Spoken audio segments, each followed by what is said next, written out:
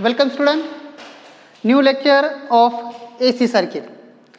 विद्यार्थी मित्रांनो, यामागील लेक्चरमध्ये आपण RMS value of AC circuit काय केली, स्टडी केली. तर त्या RMS इक्वेशनमध्ये आपण RMSची व्हॅल्यू जी काय आपण कॅल्क्युलेट केली होती, IRMS इक्वल्स टू I0/√2 आणि ERMS इक्वल्स टू इक्वेशन सांगितलं होतं ERMS equals to E0/√2 where E0 and I0 are the peak value of voltage and current. Okay, त्या पॉईंटपर्यंत आपण काय केलं, डिस्कशन आपण केलं होतं. त्याचबरोबर त्याचे काही प्रॉब्लेम्स आपण काय केले, डिस्कस केले. आजच्या लेक्चरमध्ये आपण एक इम्पॉर्टंट टॉपिक घेऊन येत आहोत. त्याचं नाव आहे different types of AC circuit. बघा, आपण जे काय डेली लाईफमध्ये जे काय वेगळे जे काही सर्किट्स यूज करत असतो, तर हे जे काही सर्किट्स आहे, हे सर्किट जनरली आपण बघत असतो की ती ACवर काय वर्क होत आहे. पण जसे ACवर वर्क होत असतील तर त्यावेळेस त्यांच्यामध्ये काही बेसिक जे काही एलिमेंट्स असतात इलेक्ट्रॉनिक्सचे, जसे कॅपॅसिटर असेल, इंडक्टर असेल आणि रेजिस्टर असेल, तर यांचं कॉम्बिनेशन करून काय केलं असतं, AC सर्किट तयार केलेले असतात. मग आपल्याला काय करायचं आहे की हे जे AC सर्किट जे आपण यूज करतोय ते आणि जे काय आपण DC साठी जे काही यूज करतोय, तर यांचे जे काय सिमिलॅरिटीज आहे हे कसे आपण कॅल्क्युलेट करू शकतो ते आपण काय करण्याच्या स्टडी करणार आहे. तर टॉपिकचं नाव आहे different types of AC circuit. तर हे जे काही AC सर्किट आहे, या AC सर्किटचे बेसिकली दोन टाईप पडतात. एक असं तुमचा simple circuit which consist of resistor, inductor and capacitor, and second is complicated circuit which consist of 2 or 3 circuit element. ठीक आहे, 2 or 3 सर्किट एलिमेंट म्हणजे काय की त्याच्यामध्ये तुमचा रेजिस्टर असेल, इंडक्टर असेल, इंडक्टर कॅपॅसिटर असेल किंवा इंडक्टर कॅपॅसिटर आणि रेजिस्टर तिन्ही असतील म्हणजे LCR सर्किट असेल. तर अशा वेगवेगळ्या कॉम्बिनेशनसाठी आपल्याला काय करायचं आहे, स्टडी करायचं आहे. त्याचबरोबर ह्या टॉपिकमध्ये आज आपण एक महत्त्वाचा टॉपिक स्टडी करणार आहे, तो म्हणजे फेज आणि फेजर डायग्राम. फेजर आणि फेजर डायग्राम हा एक इम्पॉर्टंट टॉपिक आपण काय करणार आहे, स्टडी करणार आहे की त्याच्यावरून आपल्याला जो काय व्होल्टेज आणि जो काय करंट आहे यांच्यामध्ये जो काय फेज डिफरन्स हा कसा रिप्रेझेंट करायचा तो आपल्याला काय करता येईल, आजच्या लेक्चरमधून आपल्याला स्टडी करता येईल. तर आपण पहिला टॉपिक स्टार्ट करतोय, तो म्हणजे सिंपल सर्किटचा which consist of a pure resistor. ठीक आहे, टॉपिकचं नाव आहे बघा AC circuit containing pure resistor. बघा विद्यार्थी मित्रांनो, मग आपण एक असं सर्किट कन्सिडर करूया की त्यामध्ये काय तुमचं एक प्युअर रेजिस्टर आहे आणि या सर्किटला आपण काय केलं की एक सोर्स काय केला आहे, अप्लाय केला आहे, म्हणजे एक EMF अप्लाय केला आहे. तो EMF तुमचा E म्हणूया किंवा V म्हणूया आपण. ठीक आहे, V equal to V0 into sine omega T. ठीक आहे, ज्यावेळेस आपण ह्या सर्किटला एवढं पोटेन्शियल ज्यावेळेस आपण अप्लाय करणार आहे, त्याच काय होणार की ॲट पर्टिक्युलर रेजिस्टरला काय होईल की या ठिकाणी काहीतरी करंट काय होईल, प्रोड्यूस होईल असं आपण काय करूया, कन्सिडर करूया. ओके, मग ज्यावेळेस या सर्किटमधून करंट फ्लो होणार आहे, तर याचा अर्थ काय आपल्याला करंटचं इक्वेशन काय करायचं, आता फाइंड आउट करायचं आहे. मग करंटचं इक्वेशन का फाइंड आउट करायचं असेल तर या ठिकाणी काय करायला आपल्याला इन सर्किट डायग्राम. बघा, या सर्किट डायग्राममध्ये काय करूया आपण, यूज किर्चॉफ्स व्होल्टेज लॉ. मग आता किर्चॉफ्स व्होल्टेज लॉ जर काही यूज केला आपण तर बघा काय होईल की समजा आपण एक पाथ कन्सिडर करूया. इथं सपोज हा पाथ जर का मी कन्सिडर केला तर आता किर्चॉफ्सचे व्होल्टेज लॉ कशी यूज करायचे यासाठी आपण करंट इलेक्ट्रिसिटी हा जो काय टॉपिक स्टडी केला होता, त्यामध्ये how to apply Kirchhoff's law for a circuit हा आपण स्टडी केला आहे. ज्या मुलांना ते येत नसेल त्या मुलांनी ते व्हिडिओ काय करा, पहिले स्टडी करा आणि त्यानंतर हा टॉपिक काय करा, समजून घ्या. ओके, ज्या मुलांना येत असेल त्यांनी लगेच समजलं तरी चालेल की आम्ही थोडंसं त्याला हिंटही देतो. ओके, बघा ज्यावेळेस आपण ह्या इकडून जाणार त्यावेळेस काय होणार बघा की ज्यावेळेस आपली डायरेक्शन कशी आहे तुमची क्लॉकवाईज, म्हणजे काय असेल की हा जो का तुमचा व्होल्टेज ते काय तुमचं V आणि करंट आणि जर का तुमची करंट डायरेक्शन रेजिस्टर डायरेक्शन काय सेम असेल त्यास आपण काय लिहितो त्याला मायनस E इक्वल टू काय लिहिणार आपण 0. ठीक आहे, म्हणजे बघा आपण काय लिहिलं इक्वेशन V मायनस E आणि E म्हणजेच आपण थोडक्यात काय लिहितो तिथं हा V आणि E म्हणजेच काय लिहितो आपण IR इक्वल टू काय लिहिणार 0. ठीक आहे, V minus R equal to 0 असेल म्हणजेच V इक्वल टू काय इक्वेशन लिहिणार आपण I इंटू R. ठीक आहे, मग V इक्वल टू जर का आपण IR असं इक्वेशन लिहित असेल तर आपल्याला माहिती की I इक्वल टू काय लिहिणार आपण बघा I इक्वल टू काय असेल V अपॉन R. मग बघा आपल्याला व्होल्टेजवरून काय करतो आपण करंट इक्वेशन डायरेक्ट करतो, म्हणजे I इक्वल टू काय लिहिते बघा I इक्वल टू Vचं इक्वेशन काय लिहिलं आपण V0 into sine omega T upon काय असेल R. ठीक आहे, मग आता हा जो काही V0 अपॉन R ही जी काय व्हॅल्यू आहे ह्या व्हॅल्यूज आपण काय म्हणतो, maximum value of current. This is a maximum value of current that is I0. ठीक आहे, त्याला आपण काय म्हणूया I0. म्हणजे इक्वेशन काय तयार बघा तुमचं, I is equals to small I0 into sine omega T. काय मिळेल बघा, I equal to I0 into sine omega T. म्हणजे जे काय व्होल्टेज इक्वेशन, त्या व्होल्टेज इक्वेशन आपण काय केलं, करंट इक्वेशन काय केलं आता इथं डिराईव्ह केलं. तर त्यामध्ये हा जो काही V0 अपॉन R याला आपण काय म्हटलं, मॅक्झिमम व्हॅल्यू ऑफ करंट म्हटलं. ठीक आहे, आणि हा जो काय R आहे, हा R म्हणजेच का तुमचा रेजिस्टन्स, आणि रेजिस्टन्स म्हणजेच का असं तुमचा अपोजिशन. ठीक आहे, म्हणजे जो का तुमचा करंट फ्लो होणार आहे त्या करंटच्या फ्लोला काय असणार, तो अपोजिशन असणार आहे. ओके, मग आता हा जो काही V0 अपॉन R हे जे काही इक्वेशन आपण लिहिलं आहे त्यावरून आपल्याला काय करायचं की ह्या दोघांमध्ये जो काही फेज डिफरन्स आहे तो फेज डिफरन्स काय करायचा आपल्याला राईट डाऊन करायचं. ठीक आहे, मग आता फेज डिफरन्स समजून घ्या ना. अगोदर आपल्याला फेज म्हणजे काय माहिती असणं गरजेचं आहे. तर फेज म्हणजे आपण काय सांगतो बघा की ज्यावेळेस आपण ऑसिलेशन चॅप्टर ज्यावेळेस आपण स्टडी केला त्या ऑसिलेशन चॅप्टरमध्ये आपण फेजची डेफिनेशन आपण डिफाईन केली होती. तर फेज म्हणजे काय सांगतो आपण, the phase means the state किंवा position of the particle at a particular instant. एका पर्टिक्युलर इन्स्टंटला पार्टिकल कोणत्या पोझिशनला आहे ती पोझिशन जी काय आपण सांगत असतो त्या ठिकाणी आपण काय करतो, हा फेज काय करत असतो, यूज करत असतो. मग आता हा जो काय फेज डिफरन्स आहे हा फेज डिफरन्स आपण कोणाकोणामध्ये सांगतोय, the phase difference between current and voltage यांच्यातला काय आपण फेज डिफरन्स इथं राईट डाऊन करणार आहे. मग हा फेज डिफरन्स कसं लिहिणार आपण, जो काही फेज डिफरन्स आहे तो लिहिणार आपण mod of phase difference off voltage minus phase difference of current. ठीक आहे, यांचा का आपण मॉड घेतला तर बघा व्हीचा फेज डिफरन्स किती आहे तुमचा, हा तुमचा फाय असतो. ठीक आहे, म्हणजे याला आपण काय म्हणतो, याला आपण म्हणूया ओमेगा टी, आणि हा पण काय तुमचा करंटचा फेज डिफरन्स किती आहे, ओमेगा टी. म्हणजे याचा अर्थ काय, यांचा दोघांचा फेज डिफरन्स किती आहे, 0. म्हणजे याचा अर्थ काय की जो का तुमचा करंट आणि जे काय व्होल्टेज हे तुमचे कसे असणार आहे, सेम डायरेक्शनमध्ये काय होणार आहे, फ्लो होणार आहे. ओके, दोघांचं मिनिंग काय झालं की there is a no phase difference. जर का नो फेज डिफरन्स असेल म्हणजे त्याचा अर्थ काय, करंट अँड व्होल्टेज याच्यावरून काय सांगणार आपण, current and voltage are in same phase. काय सांगितलं आपण, current and voltage are in a same phase. म्हणजे जर का दोघांमधला फेज डिफरन्स जर का 0 असेल तर याचा अर्थ काय, current and voltage are in a same phase आपण काय करू शकतो, असं रिप्रेझेंट करू शकतो. मग याची जर का आपण वेव्ह डायग्राम बघितली बघा, जर का आपण याची वेव्ह डायग्राम बघितली तर काय लक्षात येईल तुमच्या. आता वेव्ह डायग्राम म्हणजे जनरली बघा की जी काय तुमचं इक्वेशन आहे, okay, V equal to V0 sine omega T, हे जर का आपण साईनच्या फॉर्ममध्ये आपण वेव्ह काय करू, आपण रिप्रेझेंट करूया. Okay, this is the wave form of the potential. मग आता ही जी काय व्हॅल्यू तुमची, ठीक आहे, ही व्हॅल्यू काय असेल तुमची, maximum value of V0. Okay, मग आता तुमच्या लक्षात येतं बघा की ज्यावेळेस V0चं इक्वेशन आपण लिहिलं तर V0 अपॉन R म्हणजे याचा अर्थ काय, करंट ज्यावेळेस आपण रिप्रेझेंट करणार आहे तर करंट रिप्रेझेंट करताना काय होणार तुमचा बघा. आता इथं जो का तुमचा टोटल डिफरन्स असेल तर π/2 हा असेल तुमचा पाय. ठीक आहे, इथं काहीतरी आपण पाय म्हणूया, इकडे तुमचा 3π/2 आणि नंतर 2π असं इक्वेशन आपण रिप्रेझेंट करूया. मग ज्यावेळेस आपण जे काय तुमची ओमेगाची व्हॅल्यू, ही ओमेगाची व्हॅल्यू ज्यावेळेस आपण 0 सबस्टिट्यूट करणार, ठीक आहे, बघा V0ची व्हॅल्यू ज्यावेळेस आपण ओमेगाची value at time t equal 0 त्यावेळेस तुम्हाला व्होल्टेज काय असेल, मॅक्झिमम असेल. ठीक आहे, म्हणजे जे काय तुमचं व्होल्टेजची व्हॅल्यू काय तुमची तर मॅक्झिमम असेल.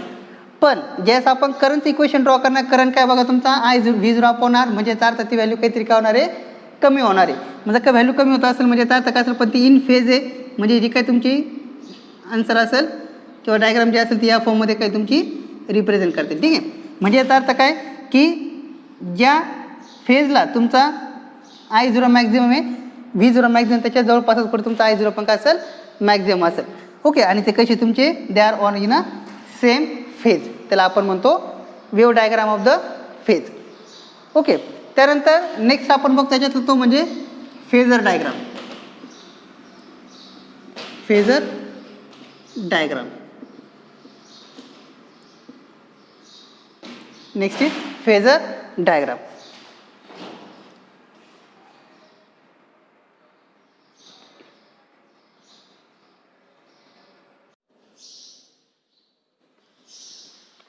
Okay student, then next is phasor diagram.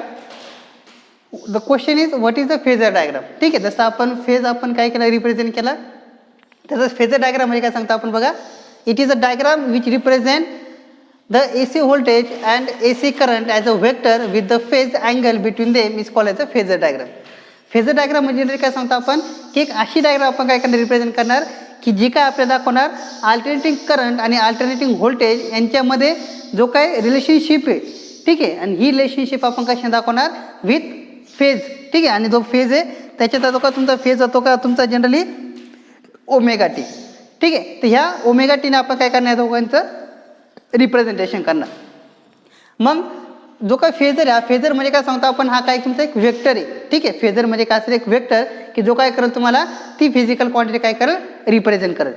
ठीक आहे, मग ही झाली तुमची diagram between current and voltage of the AC current for resistor. ठीक आहे, म्हणजे का रेजिस्टरसाठी जर का आपण डायग्राम प्लॉट केली टाइम वर्सेस ओमेगा टीची बघा, तर हा जो काय ओमेगा टी हा काय करतो तुम्हाला which gives angle between voltage and current. ठीक आहे, म्हणजे हा जो का तुमचा ओमेगा टी हा का तुमचा फेज अँगल आहे. मग हा जो काय ॲरो आपण रिप्रेझेंट केला, हा ॲरो काय करेल आपल्याला, it gives the maximum value of the quantity. ठीक आहे, मग आता मॅक्झिमम व्हॅल्यू ऑफ क्वांटिटी म्हणजे काय की इथून जी काय तुम्ही व्हॅल्यू काढता, हा जो काय ॲरो दाखवला आपण, हा काय तुमचा मॅक्झिमम व्हॅल्यू ऑफ व्होल्टेज असेल म्हणजे V0 असेल.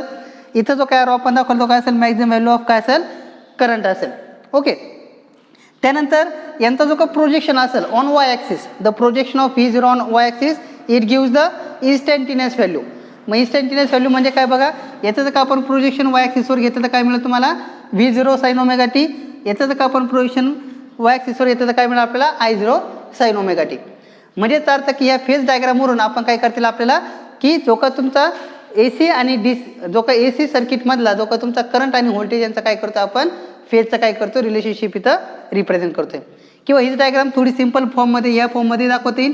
हा असेल तुमचा E आणि हा असेल तुमचा I. तर या फॉर्ममध्ये पण तुम्हाला काय करतो हा जनरली रिप्रेझेंट करता येतो. तर हे झालं तुमचं first topic, that is simple circuit consist of resistor. Okay, त्यानंतर आपण नेक्स्ट बघतोय तो म्हणजे AC सर्किट विथ इंडक्टर.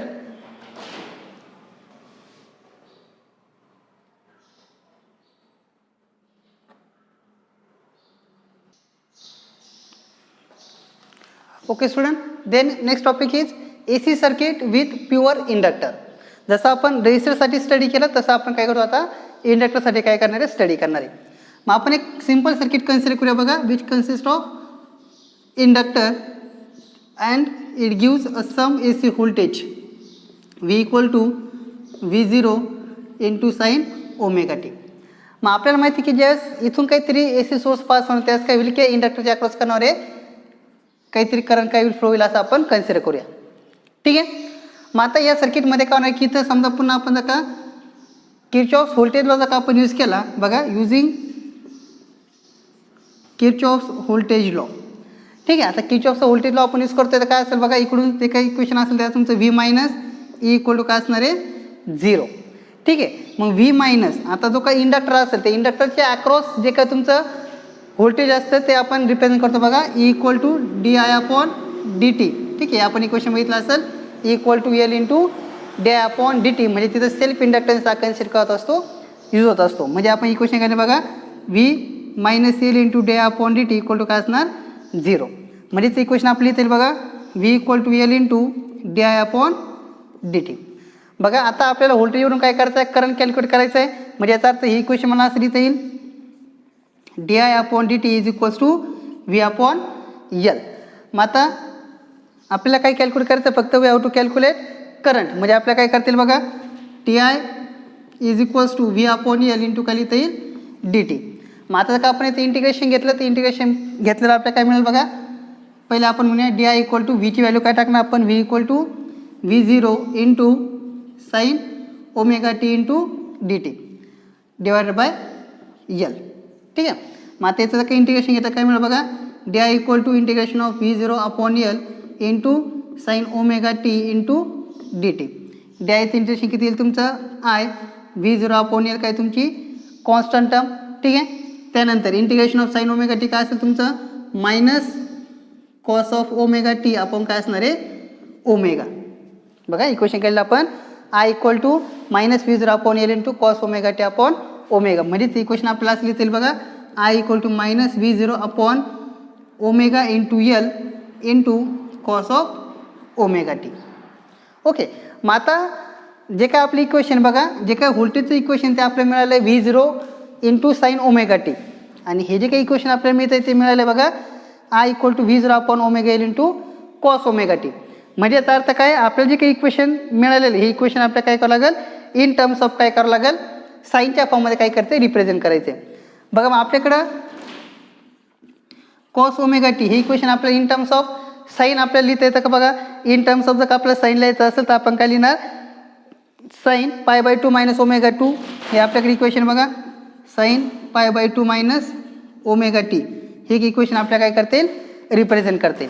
मग जर का आपल्याला कॉस इक्वेशन जर का आपण या फॉर्ममध्ये लिहिलं तर याचा अर्थ काय आपलं जे काही इक्वेशन ते काय मिळेल साईनच्या फॉर्ममध्ये करणारे रिप्रेझेंट करतील. ठीक आहे, म्हणजे त्याचा अर्थ जर का आपल्याला करंट जर का पॉझिटिव्ह पाहिजे असेल तर त्या इक्वेशन आपण काय लिहिलं बघा I zero into sine omega T minus pi by two. हे जर काही इक्वेशन आपण रिप्रेझेंट केलं ते इक्वेशन काय असेल आपलं, दिस इज इक्वेशन फॉर करंट.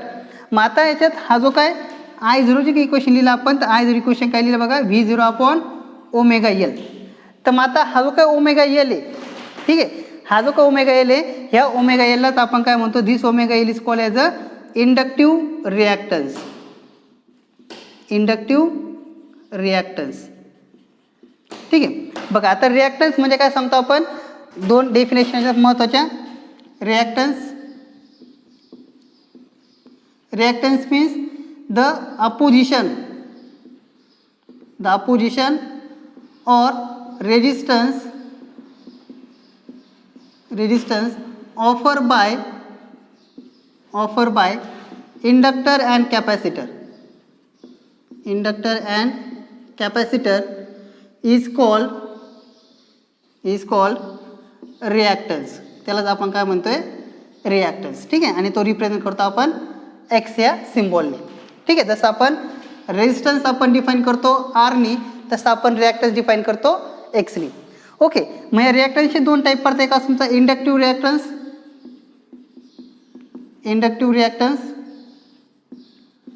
मग आता इंडक्टिव्ह रिॲक्टन्स म्हणजे काय असेल, the opposition or resistance offer by inductor is called inductive reactance. And it is given by x into l. ठीक आहे, म्हणजे हा जो काय x into l हेच इक्वेशन काय असतं तुमचं ओमेगा इंटू एल. म्हणजे जसं तुमचं रेजिस्टिव्ह सर्किटमध्ये किंवा रेजिस्टन्सच्या सर्किटमध्ये आर जे काम करत होता म्हणजे अपोजिशनचं तेच काम इथं काय करणार, हा ओमेगा एल काय करणार आहे, परफॉर्म करणार आहे. म्हणून आपण याला काय म्हणतो इंडक्टिव्ह रिॲक्टन्स. ह्या इंडक्टिव्ह रिॲक्टन्सची काय व्हॅल्यू आहे ते आपण लिहितो X L is equals to omega L, किंवा आपल्याला माहिती ओमेगा इक्वल टू काय लिहितो आपण 2 पाय इंटू एफ इंटू काय असेल एल. आणि एल काय तुमची इंडक्टर, किंवा आपण त्याला म्हणतो इंडक्टरची काय व्हॅल्यू असेल हेनरीमध्ये ती व्हॅल्यू जर का आपल्याला गिव्हन असेल तर आपलं त्याच्यावरून हा इंडक्टिव्ह रिॲक्टन्स काय करतील कॅल्क्युलेट करते.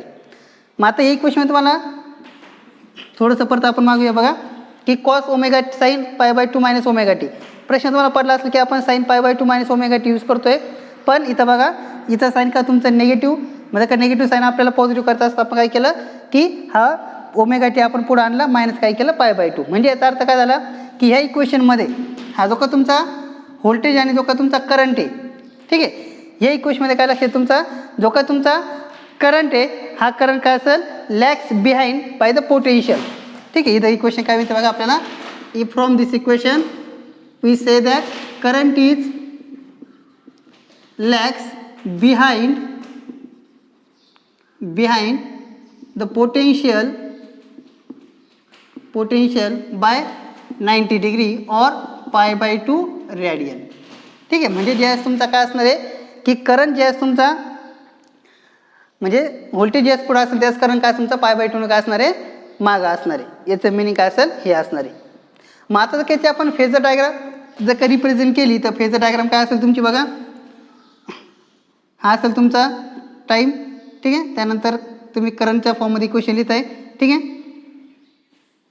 दिस is your angle omega T, ठीक आहे. मग हा जो काय ओमेगा टी आपण रिप्रेझेंट केला आहे, हा कसली व्हॅल्यू तुमची, it gives the value for E, किंवा आपण त्याला म्हणूया व्ही साठी आपण काय करतो, व्हॅल्यू रिप्रेझेंट करतोय. त्याचं प्रोजेक्शन असेल ते काय तुमचं V0 साईन ओमेगा टी. मग आपण काय सांगतो की याच्यात जो काय करंट आहे काय तुमचा π/2 ने काय लॅक्स, म्हणजे काय तो याच्या मागे, म्हणजे ओमेगा टीच्या π/2 काय असेल तो 90 डिग्रीमध्ये काय तो मागे, म्हणजे याचा अर्थ काय असेल, this will be the value of current. आणि हा जो काय वेक्टर असेल, it gives the maximum value for the current and their position gives the I equal to I0 sin omega t minus π/2, ठीक आहे. ते इक्वेशन लिहू आपण, I equal to I0 into sin omega t minus π/2, ठीक आहे. तर ह्या equation आपण काय केलं, त्याचं जे काय रिप्रेझेंटेशन काय केलं आपण कंप्लीट केलं आहे, ठीक आहे. This the projection. ओके, ही काय असेल तुमची maximum value for voltage and maximum value of current, आणि हे काय असेल त्याचं it gives the projection that is V equal to V0 sine omega t. तर हे झालं तुमचं AC सर्किट विथ इंडक्टर. काय काय बघितलं बघा आपण पुन्हा एकदा, की एक सर्किट आहे, त्या सर्किटमध्ये काय केलं आपण, इंडक्टर काय केला कन्सिडर केला, त्यामध्ये द्यास तिथून करंट पास होईल, त्याच केली तर अपोजिशन प्रोड्यूस होईल, त्या अपोजिशनमध्येच काय तुमचं पोटेन्शियल असेल E equal to L into d upon dt due to the inductor, ठीक आहे. मग आपल्याकडं जे काय सोर्स आपण दिला तो तुमचा V0 sine omega t, Kirchhoff voltage law use केला आपण, काय मिळालं V minus E equal to 0, E ची व्हॅल्यू आपण टाकली L into d upon dt, that is V equal to L into d upon dt, that is d upon dt equal to V upon L. मग आपण लिहिलं बघा di equal to V upon L into dt, that is di equal to V0 upon into sin omega t into dt. Integration घेतलं आपण दोन्ही साईडचं, तर काय मिळालं, integration of di equal to integration V0 upon L into sin omega t into dt, that is I equal to integration of sine omega T minus cos omega T upon omega, ठीक आहे. म्हणजेच V0 upon omega येईल काय तुमचा constant, इथं राहील तुमचा omega T, cos omega T. Cos omega टीची value sine π/2 minus omega T. तेच इक्वेशन आपण पॉझिटिव्हसाठी लिहिलं तर काय मिळालं, I equal to I0 sine omega T minus π/2, आणि याच्यात I0 ची व्हॅल्यू काय लिहिली V0 अपॉन ओमेगा एल. मग हा जो का ओमेगा एल यालाच आपण काय म्हणतो इंडक्टिव्ह रिॲक्टन्स, आणि याची व्हॅल्यू का आपण कशी रिप्रेझेंट करतो ओमेगा एलनी. ओमेगाची व्हॅल्यू आपल्याला माहिती 2π/T, that is 2π into f, म्हणजे काय असेल 2πf into L. मग हा जो काय रिॲक्टन्स आहे, रिॲक्टन्सला आपण काय म्हणतो opposition or resistance offer by the inductor and capacitor is called as a reactance. जर काही इंडक्टिव्ह रिॲक्टन्स असेल तर काय असेल, जो इंडक्टर काय करणार अपोजिशन करणाऱ्या सर्किटमध्ये त्याला आपण काय म्हणतो इंडक्टिव्ह रिॲक्टन्स, आणि त्याची व्हॅल्यू असते XL is equals to omega into L, ठीक आहे. त्याची फेज डायग्राम जर का आपण रिप्रेझेंट केली त्याचं काय सांगतो आपण, the current is always lags behind the potential by 90 degree or π/2 radian, आणि त्याची काय फेज डायग्राम ते आपण काय केली या फॉर्ममध्ये रिप्रेझेंट केली. ओके, तर ह्या काय फेज डायग्राम या काय तुमच्या खूप इम्पॉर्टन्स आहे. ओके, टेक अ स्क्रीनशॉट और write down the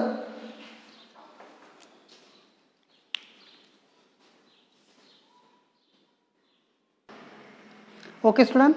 Then in a vector, in a wave form, the AC circuit with inductor as shown like this, ठीक आहे. बघा म्हणजे काय सांगितलं आपण की जो का तुमचा AC सोर्स म्हणजे थोडक्यात तुमचं व्होल्टेज आणि जे काय करंट यांचा का आपण ग्राफ वेव्हच्या फॉर्ममध्ये दाखवलं. बघा काय सांगितलं आपण की जो काय तुमचा current is lags behind by the 90 degree. Okay, बघा मग आता काय केलं आपण पहिले जे काय E0 साठी जे काही इक्वेशन ते काय केलं आपण ड्रॉ करून घेतलं साईनच्या फॉर्ममध्ये. पण करंट काय तुमचा 90 डिग्री काय बिहाइंड आहे, म्हणजे काय असेल तो त्याची व्हॅल्यू किती असेल मायनस साईन, म्हणजे -1 असेल तो काय असेल सुरुवातीला -I0. मग या π/2 पासून काय तो ग्राफ काय होणार आहे स्टार्ट होणार आहे. म्हणजे जो काय डॉटेड लाईन दाखवली आपण ती डॉटेड लाईन काय साठी तुमची करंटसाठी, आणि जो काय तुमचा जी काय डार्क लाईन ती काय तुमची व्होल्टेजसाठी. ओके, आणि तुम्हाला प्रत्येक याच्यात दिसतंय की प्रत्येकामध्ये जो काय डिफरन्स किती आहे π/2चा आहे. मग ही डायग्राम आपण थोडी सिंपल फॉर्ममध्ये पण आपल्याला रिप्रेझेंट करता येईल करंट आणि व्होल्टेजसाठी. तर दोघांमध्ये जो काय फेज डिफरन्स किती आहे 90 डिग्रीचा. या फॉर्ममध्ये आपण ही इक्वेशन काय करू शकतो रिप्रेझेंट करू शकतो. ओके, हे झालं तुमचं AC circuit with an inductor. Then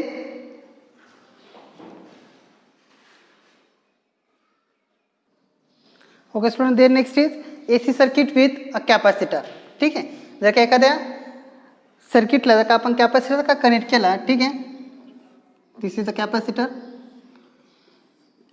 which is given to a AC source, that is V equal to V0 into sin omega T. ठीक आहे. ते कॅपॅसिटर अक्रॉस काय होणार, आता एनर्जी स्टोअर व्हायला सुरुवात होणार आहे. म्हणजे त्याचा अर्थ काय होईल की जे काय आपल्याला कॅपॅसिटरच्या अक्रॉस काय करायचं, आपल्याला करंट काय करायचं आहे, कॅल्क्युलेट करायचं आहे. मग आपल्याला माहिती आहे की इथं समजा आपण अप्लाइंग किर्चॉफ्स व्होल्टेज लॉ आपण यूज केला, अप्लाइंग किर्चॉफ्स व्होल्टेज लॉ, तर आपल्याला काय मिळेल बघा, V minus C equal to काय असणार आहे, 0. पण कॅपॅसिटरसाठी जर का आपल्याला पोटेन्शियल यायचं असतं, पोटेन्शियल काय असतं आपल्याला माहिती आहे, Q upon C is equals to 0. कारण की आपण कॅपॅसिटन्स काय लिहितो, Q equal to Q upon V, म्हणजेच व्ही इक्वल टू काय लिहिणार आपण, क्यू अपॉन सी. ठीक आहे. मग आपल्याला व्ही इक्वल टू काय लिहिता येईल, व्ही इक्वल टू काय लिहिणार आपण, क्यू अपॉन सी. पण आपल्याला इक्वेशन काय पाहिजे, करंटचं इक्वेशन पाहिजे. म्हणजे याचा अर्थ काय की समजा मी क्यू इक्वल टू इक्वेशन काय लिहितील आपल्याला सी इंटू व्ही, इक्वेशन म्हणूया आपण याला 1.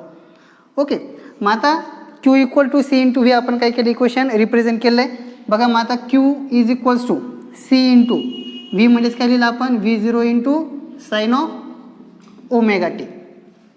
मग आता समजा इक्वेशनचं का आपण डेरिव्हेटिव्ह घेतला विथ रिस्पेक्ट टू टाईम, तर आपल्याला माहिती करंटचं इक्वेशन काय लिहितो आपण, d Q upon d t is equals to काय लिहिणार आपण, d by d t into C into V0 into sine of omega T. ठीक आहे. D Q upon d t म्हणजेच काय आपल्याला माहिती आहे, विच इज अ करंट. ठीक आहे. याच्यात सी आणि V0 काय तुमचा कॉन्स्टंट, साइन ओमेगा टीचा डेरिव्हेटिव्ह काय तुमचा कॉस ऑफ ओमेगा टी. ठीक आहे. इंटू काय असेल, ओमेगा. म्हणजे इक्वेशन काय बघा, C into omega into V0 into cos of omega T. ठीक आहे. मग आता हा C into omega into V0 into cos omega t equation काय केलं आपण, रिप्रेझेंट केले. पण तुमच्या एक लक्षात आलं असेल की ज्यावेळेस आपल्याला करंटची मॅक्झिमम व्हॅल्यू जर का आपण डिफाईन करायची असेल, तर याच्यात मॅक्झिमम व्हॅल्यू काय असेल तुमची, C into omega into V0 ही काय तुमची कॉन्स्टंट टाईम आहे. ठीक आहे. मग आता हा जो काय सी इंटू ओमेगा, मला हा सी इंटू ओमेगा या इक्वेशनच्या फॉर्ममध्ये कमी लिहिलं, 1 upon omega into C is equals to काय लिहिता येईल मला, I0. ठीक आहे. मग हा जो काय 1 अपॉन ओमेगा सी आहे, ठीक आहे, this 1 upon omega C is called as a capacitive reactance. It is called as a capacitive reactance. आणि त्यालाच आपण काय म्हणतो बघा, एक्स इंटू सी. याची जी काय व्हॅल्यू असते ती असेल तुमची 1 upon omega into C, that is 1 upon omega म्हणजेच काय तुमचा 2 pi into F into C, ही काय असेल त्याची व्हॅल्यू असणार आहे. ओके. तर हा झाला तुमचा कॅपॅसिटिव्ह रिॲक्टन्स. आणि कॅपॅसिटिव्ह रिॲक्टन्स म्हणजे काय असणार, आपण the opposition offer by the capacitor to the current is called as a capacitive reactance. ठीक आहे. बघा मग आपल्याकडे इक्वेशन काय आलं आता, आय इक्वल टू काय लिहिणार मग आपण, I equal to I0 into cos of omega t. पण आपल्याला इक्वेशन काय मिळालं, कॉस ओमेगा टी. आपल्याला इक्वेशन का by in terms of sine omega t पाहिजे. म्हणजे त्यात आपल्याला इक्वेशन काय लिहिता येईल, I0 into sine omega t plus pi by 2.